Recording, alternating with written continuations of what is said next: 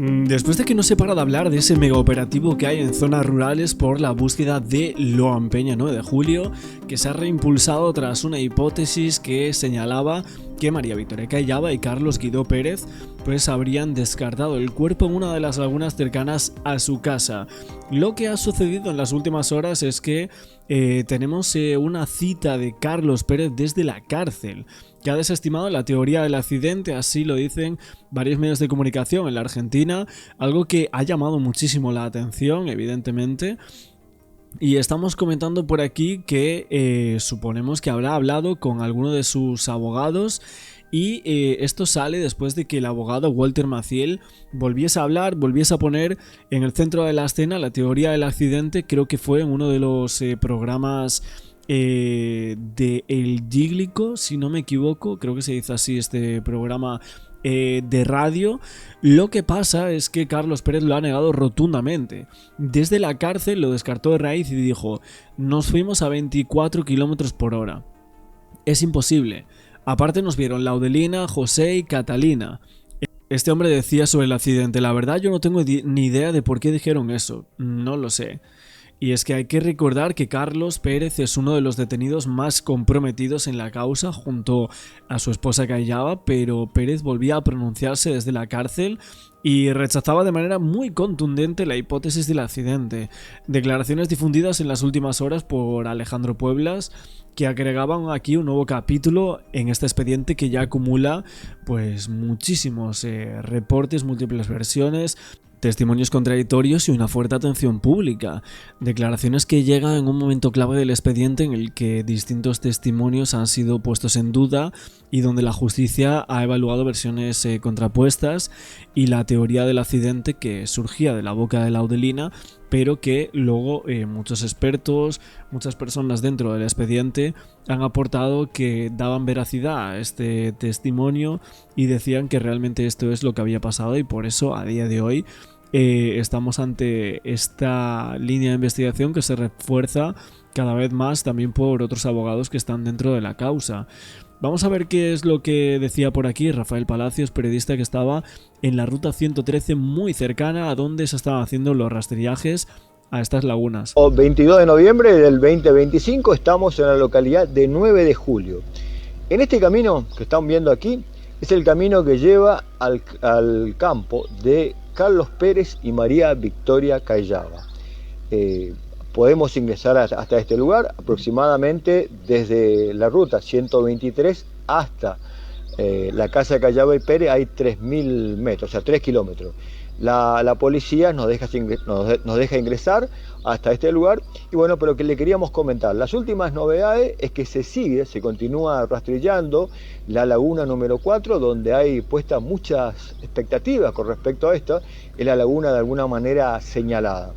La información que podemos brindar es que se está estudiando la posibilidad de drenar la laguna y en este momento hay una reunión con gente de la provincia de Corrientes, de Vialidad y demás, a ver cómo se puede llevar a cabo la misma. No es toda la laguna completa, sino un sector de la misma.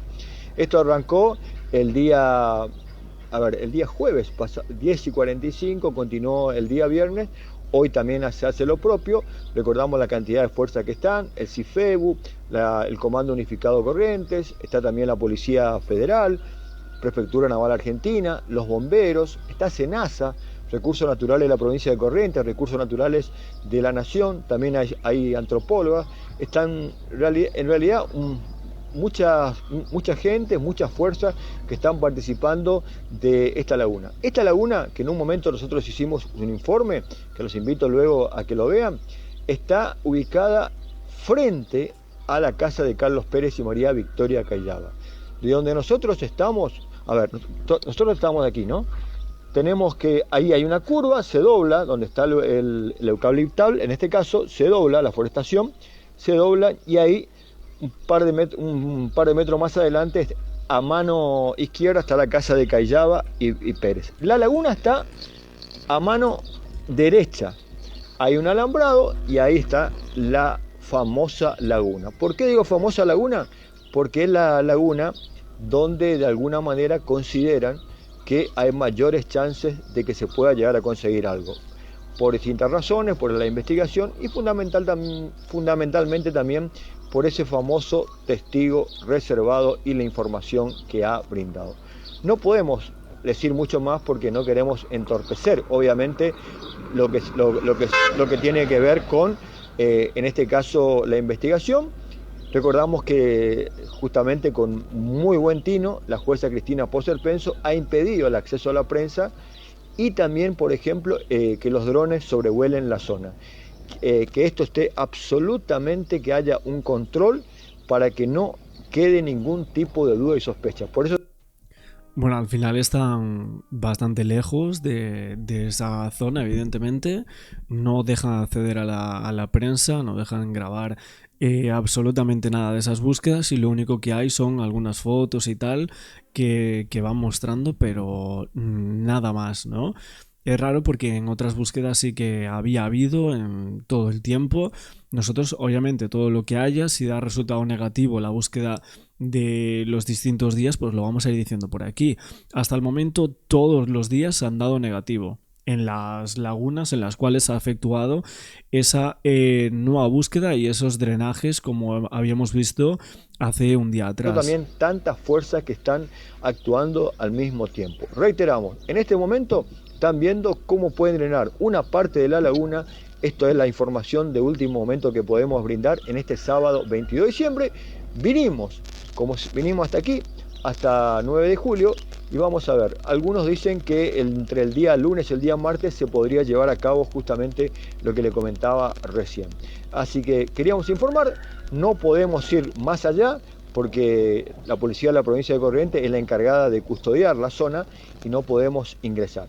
Reiteramos, están en la laguna número 4, creo que estamos viviendo momentos claves en cuanto al caso Loan, siempre y cuando teniendo en cuenta la hipótesis de que se maneja una de las tantas que a Loan lo han descartado en una laguna. Si lo han descartado en alguna laguna, muchos indican o señalan que sería en esta laguna, en la laguna número 4, de algún modo denominada, que debía ser la última, pero que debido a las condiciones climáticas y demás, se decidió que comience con ella a partir de justamente la semana pasada. Van a continuar, el día de hoy, sábado, domingo, continúa la actividad. No podemos ingresar más, pero por lo menos queríamos comentarles que estamos aquí, como siempre, desde el lugar de los hechos.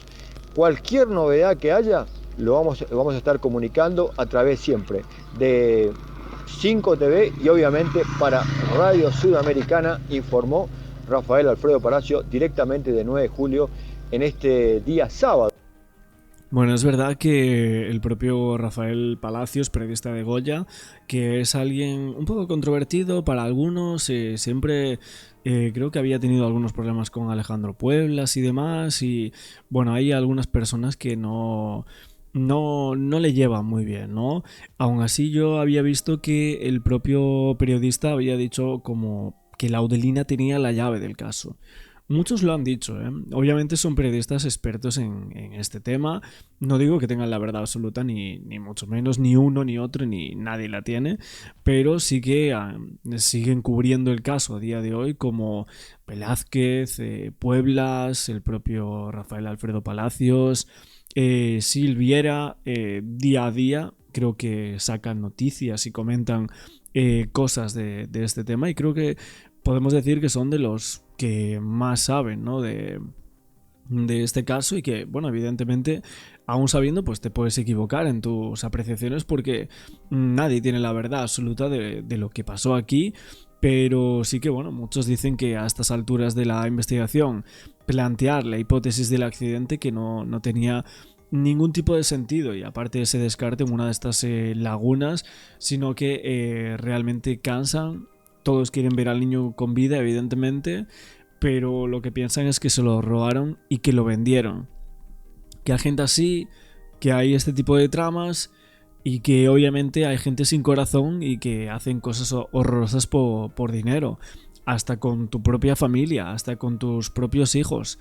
Entonces esto es lo que creen que ha pasado aquí, que en realidad no, la teoría del accidente es algo que se intentó barajar para acabar con el tema y que así finalmente lo sacaron. Rafael Palacios pues siempre ha sugerido la hipótesis del accidente, ¿no? Siempre la ha resurgido, él ha dicho que es donde más pruebas hay. Aunque en realidad es cierto que los peritos de la Policía Federal Argentina lo que hallaron cuando hicieron los cotejos a los coches, a las camionetas de Pérez y Callava, pelos había en la caja y en la parte trasera de la Ford Ranger, que supuestamente había atropellado a Loan, pero claro, ADN de Loan habría en estas... en una de las camionetas, sugiere que ahí se lo llevaron y por eso estaban tan complicados estas personas. Aún así, la pista del paragolpes chocado era algo importante. No sabemos si habría sido un choque que se habría producido en el marco de ese golpe supuestamente que habrían dado al menor, o si podía haber sido de antes. Evidentemente los coches, pues los golpes podrían tener, ¿no? Los profesionales lo que habrían descubierto es que el paragolpes delantero y el guardabarros de la camioneta estaba hundido y también que tenía pintura algo desprendida. Hicieron una prueba de luminol que detectó adherencia de sustancias rojas y una prueba de la camioneta en la zona de ese paragolpes, ¿no? De hecho, luego la sustancia iba a ser estudiada para ver si se trataba de sangre humana y luego se detectó que no había sangre humana, ¿no? De hecho, cabía señalar que esa Ford Ranger había sido peritada por la policía de Corrientes cuando el expediente estaba a cargo de los fiscales Castillo y Guillermo Barri, y el gran interrogante era por qué no se había llegado a la misma conclusión en el primer estudio.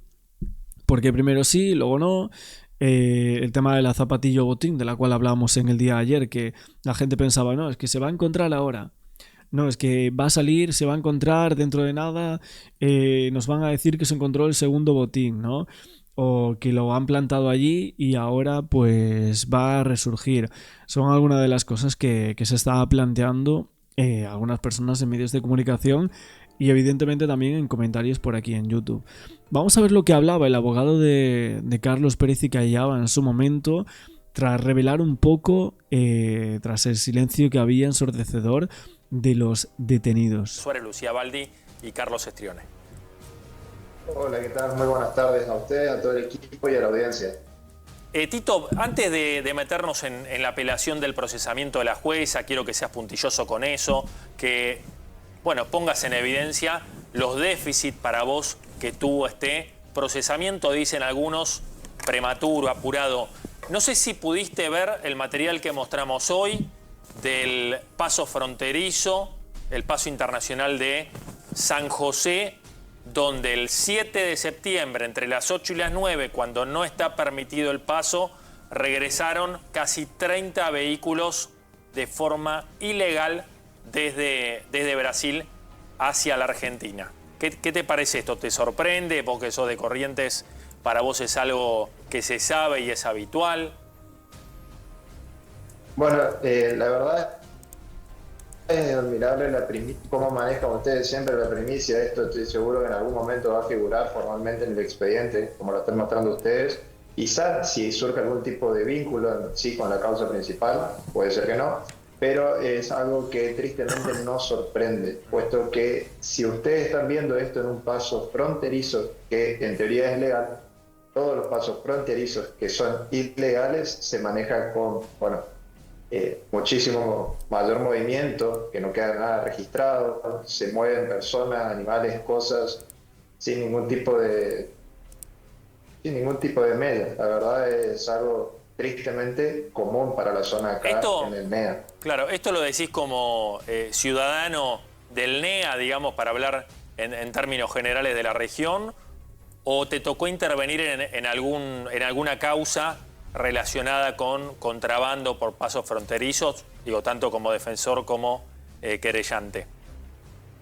Sí, es algo que de una u otra manera para quienes litigamos acá en el foro penal, nos encontramos, ya sea como defensor o querellante, siempre existe una causa que está vinculado a algún tipo de delito cometido en zona de frontera. Esto es muy recurrente, como vos decías, acá en la zona del NEA. nosotros tenemos frontera con Paraguay, con Brasil, no solo Corrientes, sino también Misiones, entonces es algo bastante recurrente. Bueno, aparte de lo que están comentando aquí de las fronteras, este abogado rechazó en múltiples ocasiones la teoría del choque a Loan planteada por el abogado de Maciel, y es que evidentemente aquí cada uno de los abogados pues van a barrer para casa, ¿no? Y si una teoría vale más que otra para salvar a tu cliente, pues la vas a recomendar en los medios de comunicación y vas a decir que hay pruebas sobre esto, que hay indicios y tal, pero obviamente el abogado que tenemos aquí, Tito González, negó rotundamente que el matrimonio de Pérez y Callada hubiese atropellado al niño. Sostenía que las pericias realizadas en los coches no arrojaban resultados compatibles con un accidente. Claro, en una radio estuve diciendo, yo escuché la nota de este abogado y lo único con lo que puedo llegar a coincidir es que no existen pruebas suficientes para tener a todos privados de su libertad. Luego de ahí a que mis clientes hayan sido apuntados como principales autores y los personajes más oscuros de la película difiero completamente. Dice, ya fue descartada en su momento la posibilidad del accidente y que la posición de Vallejos era la única más práctica, pero nada más alejado de la realidad. Dice, no arrojaron un resultado positivo respecto a un accidente o ADN de Loan todas las pericias realizadas sobre los vehículos secuestrados. No hubo un choque, no hubo un atropellamiento. Es un dibujo en la página en blanco. Y es que en cuanto a la acusación sobre la pareja de apagar uno de sus celulares tras el supuesto siniestro, era tajante. El abogado decía, esto es un dibujo en la página en blanco. Señalaba que hubo un error entre los roles de parte de Vallejos al acusar, ya que quienes debían hacerlo eran los fiscales y la querella, no los defensores, y la única pericia que existía de que daba resultados positivos, que ya cuestionó varias veces, era la pericia en odrología. Decía, el resto de las pericias en donde revisaron todo de arriba abajo no encontraron absolutamente nada, ni un pelo, ni una mancha, ni nada. Así que por último el abogado se refería a la situación procesal del comisario Maciel, decía que el cuadro de situación de él era el de la responsabilidad por el hecho como actor pasivo, de no estar a la altura de la situación, y textuales palabras de él cuando estaba llevando adelante la investigación. Y concluía este abogado en esta radio diciendo, no nos podemos olvidar que prácticamente una semana, casi dos, estuvo a cargo de él. Al momento de prestar declaración por primera vez lo reconoció. La situación me sobrepasó. Así que descartaba por completo la teoría del accidente este hombre Tito González que estamos escuchando por aquí, y daba algunos indicios a pensar en otras cosas. Podría, no puedo aseverarlo, pero podría. Ok. Bien. Yo prefiero mostrarlo. Yo quiero jugar las cartas dentro del expediente. No puedo ir a hablar en el aire, al aire. Sí, y no, decir, esto es no así, marcarlo en el esto es así, expediente, lo entiendo. Está bien. Tito, la última por... En el expediente no lo puedo representar. Por sí o por no, Tito, la última. ¿Declaró Benítez? Tenía que declarar, hacer la ampliación de su indagatoria. De Tito Cava. No descarta la teoría del accidente.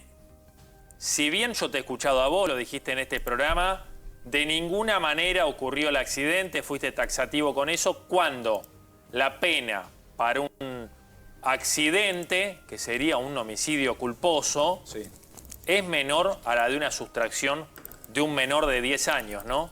Quizá te haya cambiado el punto de vista a partir del procesamiento, ¿seguís pensando lo mismo? No, para nada. Sigo firme en mi posición. Es más, se la ve dubitativa a la jueza en el momento de procesarlos a todos, porque habla de una sustracción de un plan organizado entre 7 personas que no se conocían, que no tenían relación alguna, y que ese plan fue ejecutado a través de un accidente.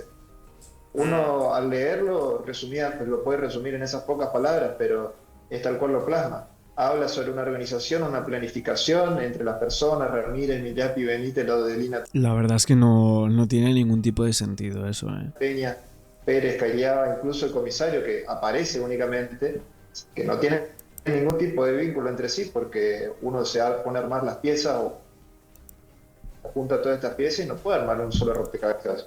Es llamativo de por sí cómo oscila entre la posibilidad de que haya sido una sustracción organizada Es decir, llevaron al menor al Naranjal a propósito para después poder con eso apartarlo de su padre y luego llevárselo, pero descarta categóricamente esa idea cuando habla de que pudo haber, porque habla obviamente potencial, pudo haber ocurrido un accidente o un suceso que haya implicado no un accidente de tránsito necesariamente, que los haya conllevado a elucubrar toda una maniobra para poder esconder a los...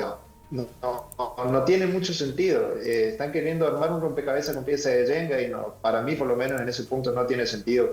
Creo yo, y a los otros abogados defensores también coinciden en ese punto. No hay concordancia, no hay una explicación del cómo se llega del Naranjal a los vehículos. Porque obviamente saltean directamente, están en el Naranjal, lo llevan al Naranjal a propósito y después aparecen en el vehículo. ¿Cómo aparece en el vehículo? ¿En qué momento desaparece el Naranjal y aparece mágicamente en los vehículos, siendo que tanto José como Catalina y también la Adelina vieron a Pérez y Callava retirarse? ¿Cómo es posible que hayan organizado? Bueno, esto es lo que justo ha dicho en esos audios que salían en el programa de Alejandro Pueblas. No sé si lo habéis visto, pero bueno, tenéis que ir para allá también. Pero básicamente es lo que habían dicho, de que realmente a ellos los vieron salir. Incluso el padre lo vio salir. Hay declaración del padre diciendo que vio salir a Pérez y Callava. Organizado un plan tan complejo, 7 personas que no se conocen y lo hayan organizado telepáticamente, porque no podemos pasar por alto. ¿Crees que apenas llegaron todos, se sentaron a comer y después se fueron al Naranjal? Lo hicieron telepáticamente. Hablando de, claro. Pero no, para mí no tiene sentido. Hablando de se sentaron a comer, ¿crees que pueden aportar algo Macarena, Camila o José, el papá de Loan? Y a mí me gustaría poder escucharlos, porque yo no tuve la posibilidad de participar en las audiencias de las declaraciones testimoniales, por lo menos de Camila y Macarena, si mal no recuerdo, porque también estuvimos durante un secreto sumario y algunas de las partes no pudimos directamente efectuar preguntas a algunos testigos durante ese secreto sumario. ¿Qué le preguntarías? Así que me gustaría saber qué es lo que pueden llegar a aportar. González, ¿qué le preguntarías, por ejemplo, al padre de Loan, en lo personal? No, yo, en lo personal, bueno, difiero con la posición de algunos de los colegas que ya hablaron en los medios respecto a lo que se le podría llegar a preguntar, pero para mí no habría mayores precisiones para dar respecto a qué sucedió. Sí podría llegar a consultar para que quede en claro algunas cuestiones, por ejemplo, si estuvieron o no tomando, que bueno, ya es harto de obvio, pero no estuvieron tomando. Por lo que se ve en la foto, hay 2 botellas de vino únicamente y quiero desacreditar también esa posición o esa postura respecto a que estaban todos ebrios o que quisieron embriagar al padre de Loan para poder llevárselo a Loan, o que Pérez estaba ebrio y por causa de esa ebriedad lo chocó. Quiero descartar esa hoy el abogado que, bueno, Codazzi... si bien para mí no tienen vía... ¿Cómo? Hoy el abogado Codazzi dijo que Pérez seguramente estaba borracho y que el seguro no pagaría el homicidio o el accidente, que por eso... No te agarré la cabeza, dijo eso, que yo no lo dije. Mira, es la única vez que veo a este abogado hacer algún gesto y no tener la cara neutra, ¿eh? Claro. Dijo, pero yo escuché bien, ¿vos escuchaste lo mismo que yo? Cuando dijo que Pérez estaba ebrio y que el seguro de la camioneta no cubriría y sería millones de pesos pagar la muerte de Loan y que por eso no... Eso sí sería un psicópata, de ser cierto, ¿no? No, eso tampoco tiene. Yo al colega Codazzi lo respeto como colega en cuanto a las opiniones que pueda llegar a vertir respecto al hecho en sí, de que es la causa Loan, estas opiniones fácticas, es decir, de hechos y opiniones jurídicas respecto al encuadre de los hechos en conductas legales, discrepo totalmente. Para mí no tiene ni pie ni cabeza lo que viene planteando. Yo no entiendo cómo una persona que está tan segura de saber lo que sucedió lo diga con total soltura, si él no es parte. No entiendo de dónde lo saca. Yo lo respeto verdaderamente como persona, como profesional, pero difiero categóricamente en lo que dice respecto a hechos y respecto a bueno, el derecho en sí. Ahora, Tito. Bueno, muchas cosas evidentemente que salían por aquí, Codazzi planteando dudas sobre si realmente estaban alcoholizados o no, de ahí salieron muchas cosas evidentemente, algunos objetos que se buscaban y este abogado que, bueno, evidentemente también tenía que defender a sus clientes y así lo llevaba haciendo tanto tiempo hasta, hemos comentado aquí la situación de en la radio, ¿no? Acerca de si realmente Maciel, o sea, el abogado de Maciel podría llegar a tener razón o no con la teoría del choque y bueno, él decía que absolutamente no. E incluso hemos visto que ha hablado el señor Carlos Pérez incluso desde la cárcel, que es totalmente imposible que hayan realizado eso. Pero, ¿qué es lo que ha pasado con Loan? ¿Por qué Pérez borró los mensajes de su celular? ¿Qué escondían esos archivos? A ver, esto es importante, fundamental, porque si los borró es porque hay cosas que no se quiere, que no quiere que trasciendan. Ahora, ¿son cosas que tienen que ver con la causa o no? Acá está la gran pregunta, porque por eso son temas personales. Tengamos en cuenta que esos, a ver, el análisis de los celulares todavía continúa, ¿sí? Porque obviamente hay todavía detalles que analizar, pero se van conociendo datos porque se van realizando este procedimiento con el UFED. Ahora bien, se encontraron mensajes borrados de Carlos Pérez hacia su expareja. Borró todos los mensajes. Por eso mi pregunta, si tiene que ver con cosas personales que lo incomodaban, fotografías, diálogos, o cosas que tienen que ver con el caso Loan. Ahora, ¿son recuperables? Sí, son recuperables la mayoría de esos mensajes. Están en eso para determinar qué era lo que guardaba ahí, por qué lo borró. No sabemos si son del caso Loan, pero la Justicia Federal duda y obviamente hace el eje en eso. Si después esos mensajes borrados tienen que ver con otra cosa más personal, más de hablo con mi expareja y no quiero que se entere mi actual pareja, bueno, esos son despelotes maritales que tendrá que arreglar Pérez con Callaba y con su expareja. Pero la justicia ahora está centrada en pensar, siempre pensamos en lo peor. Por lo tanto, la justicia no está pensando en su pareja, su expareja, está pensando en qué habían atrás de esos mensajes. Digo, si llega a haber algún mensaje sospechoso vinculado con Loan, preparémonos porque la próxima que tiene que ir a declarar es la expareja de Carlos Pérez. Claro, justamente eso le quería preguntar al doctor. Si no vamos a pensar mal, si no se recuperan los mensajes, la tienen que llamar a declarar. Porque su ex marido borró estos mensajes. ¿Qué decían? Y hay que ver si era la ella, relación? a su vez, borró esos mensajes que recibió, Martín. También el celular de ella. Pero hay que llamarla a declarar igual, por más que haya borrado los mensajes. Habría que haberla llamado a declarar desde un principio. El tema de que borre los mensajes es una cuestión de, ¿cómo se llama? Entorpecimiento probatorio. Aparte, entorpecimiento de la investigación, claro. Tenés prueba y contraprueba. Vos tenés dos teléfonos. Que traiga el teléfono a ella a ver qué es lo que borró. Ella, doctor, justamente esa es mi pregunta. Ella cuando allanaron la casa aquel domingo, fueron a allanar la casa ella en el pasaje Humaitá. ¿Ella quién? La ex pareja de Carlos Pérez. Le incautaron el celular.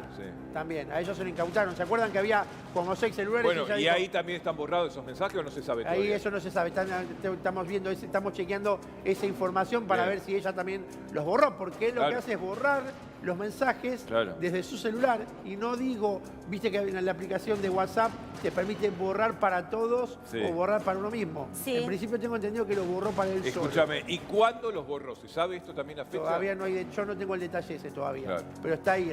Pero si lo borró para él solo, claramente no quiere que se sabe, o sea, que se sepa algo, pero si no, si hay algo que complica y tiene que ver con la causa Loan, por decirlo así, y le tiene que avisar, mirá, ¿borramos también o lo borra para las dos personas? No lo borro yo solamente. Sí, lo que pasa es que hay un detalle importante. Él borra para él por si lo venían a buscar a él. Lo que menos se imaginaba que iban a hacer el eje en la casa y la ex esposa, supongo. Digo, también a veces la impunidad te lleva a pecar de confianza, digamos, de un exceso de confianza. Ahora, me parece que estamos ante una prueba fundamental, temas celulares, porque los demás son hasta ahora indicios.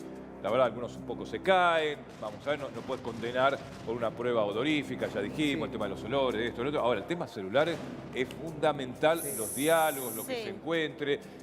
Digo, Silvina, si nos quedamos solamente con estas pruebas, ¿alcanzan? No.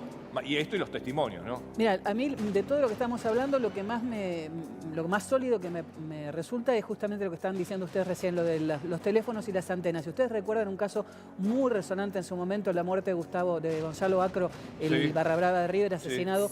Aparentemente no es un fallo judicial que fue confirmado. Están presos los dos perpetuos, los dos hermanos Schlenker, los barra bravas de River. Bueno, esa causa yo la seguí desde el primer momento, tuve todo el acceso a esa información y yo te diría que prácticamente el motivo, el sustento de la condena de los dos hermanos a perpetua son las antenas de dónde estaban ellos cuando se produjo el homicidio, cuando se produjeron las reuniones entre las personas que finalmente ejecutaron. Y eso fue materia probatoria. Y eso fue el corazón del procesamiento y después del juicio oral para condenarlos a los dos. Eso es muy difícil de rebatir. Es decir, yo no estaba tu teléfono, si no lo tenías, no lo tenía un amigo mío. ¿Quién? ¿Dónde estaba? ¿Quién es? Todos tenemos teléfono. Una investigación bien hecha puede saber hace 20 días dónde estábamos cada uno de nosotros por tener el celular. Es muy importante. Eso no es una especulación, no es un me parece, eso es muy sólido. Si lo quieren hacer y lo pueden hacer bien, eso sí es muy importante. Bien, dale, placa.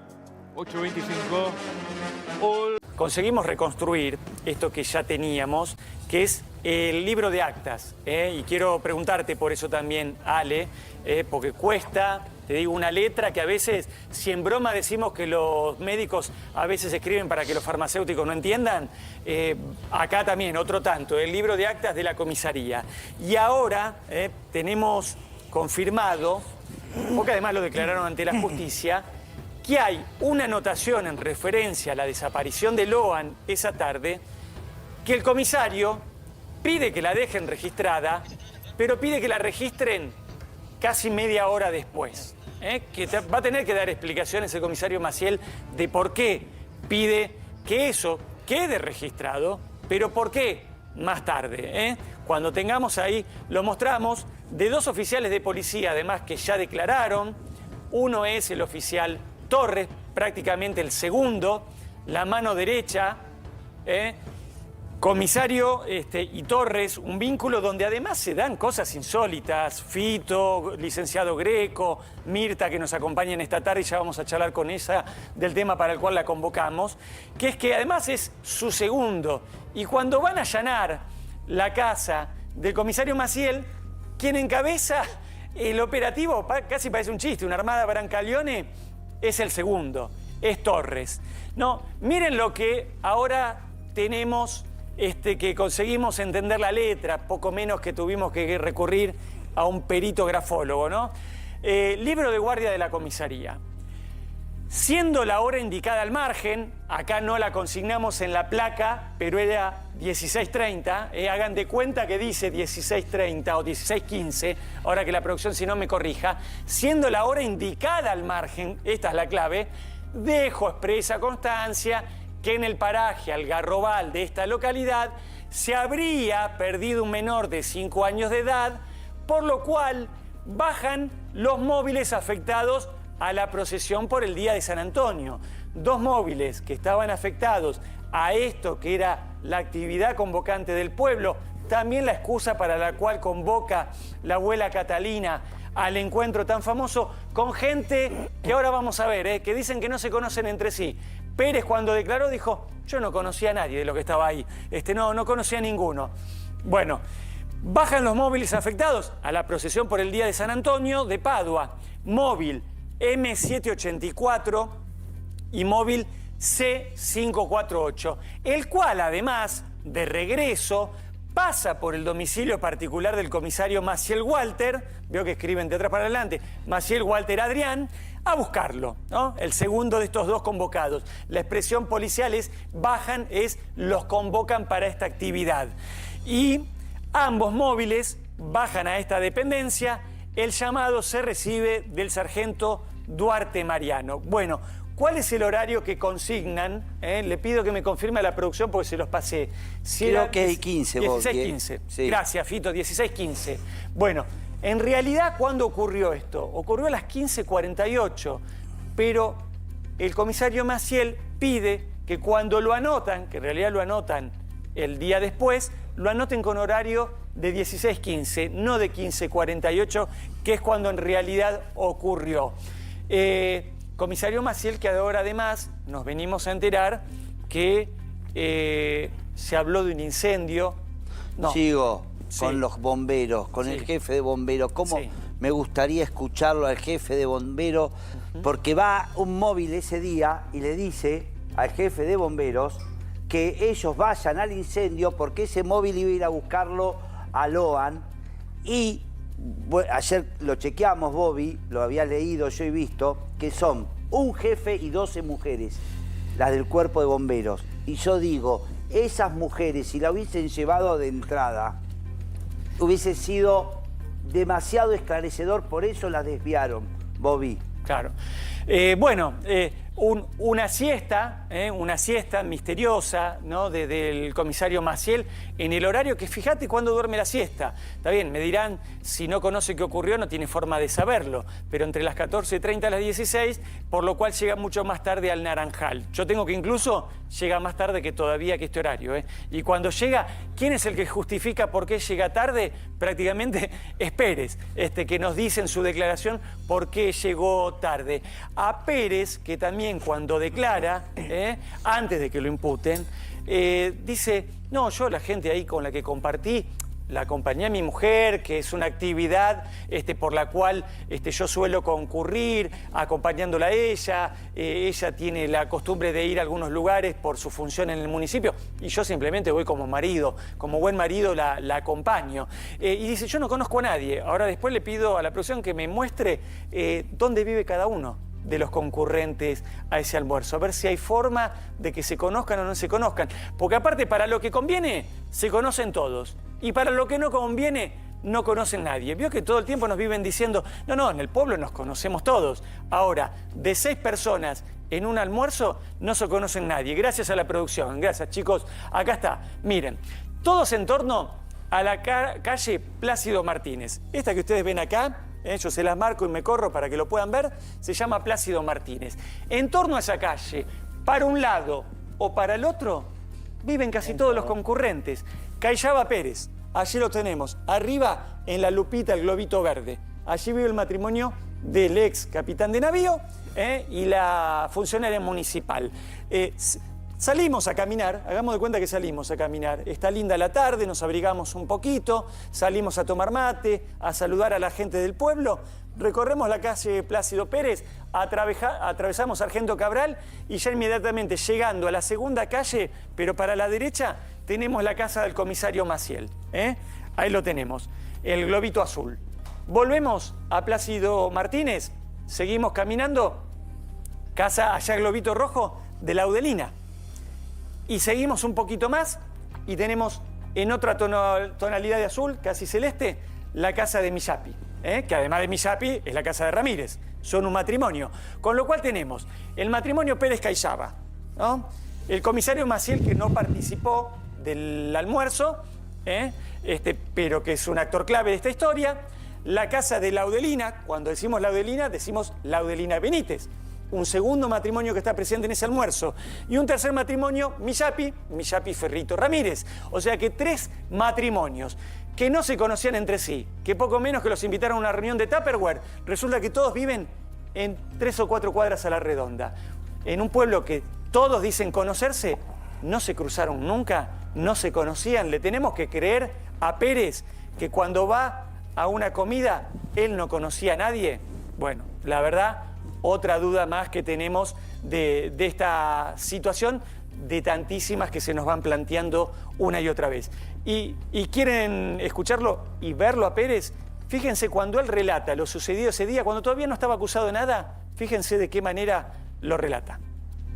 Nos ofreció un almuerzo que iba a realizar el día 13 de junio con motivo del santo, que es San Antonio, del cual ella es devota, y de hecho tiene un altar en su casa.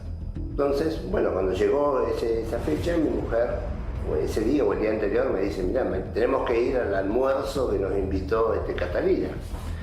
Bueno, yo estoy muy acostumbrado a acompañar a mi esposa a todo ese tipo de reuniones, que tiene permanentemente por su actividad, digamos, en el municipio, propia del municipio, pero aparte por su personalidad de ser una persona sumamente amistosa y muy apreciada por todo el mundo. Entonces permanentemente nos están invitando a todos tipos de eventos. Eso fue digamos, el motivo por el cual yo fui a ese almuerzo, principalmente para acompañar a mi esposa.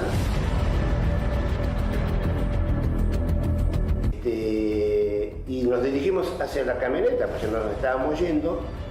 Después me entero que la tía, en ese momento que estaban juntando las mandarinas, aparentemente recibió un llamado, supuestamente de su esposo, consultándole por el niño si había llegado, porque aparentemente se había trasladado y ya no era que estaban adelante, sino que se habían ido alrededor a un lugar donde también hay frutales, de aproximadamente 600 metros de ese lugar.